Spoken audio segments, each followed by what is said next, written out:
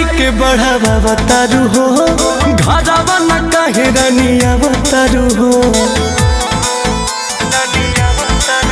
हर दिन विदाई के बढ़ावा बतारू हो, घरवा न कहे रनिया बतारू हो।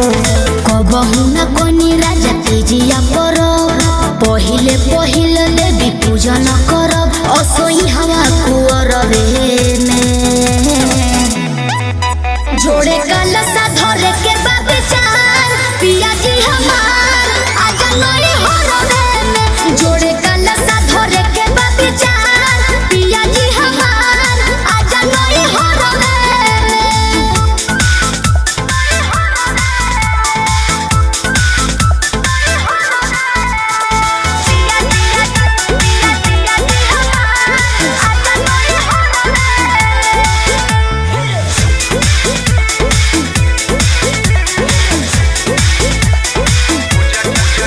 पूजा करे के मन जे बाटे हो रानी बाटे हो, अब घर ही करे के साथे हो रानी साथे हो।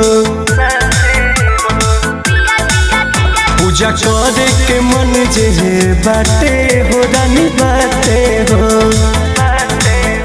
अब घर ही करे के साथे हो रानी साथे हो।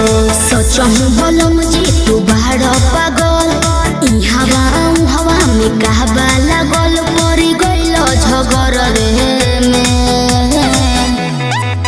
जोड़े कलसा धरे के विचार पिया जी हमार आजा नई हरबे में। जोड़े कलसा धरे के विचार पिया जी हमार आजा नई हरबे में। पिया पिया पिया पिया जी हमार नई हरबे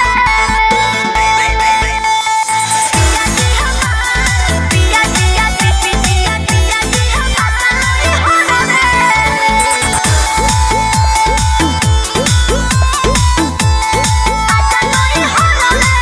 रोकी है नयम कुछ गरदा हो रानी गरदा हो, जहाँ मन बापुरा ला सरधा हो रानी सरधा हो।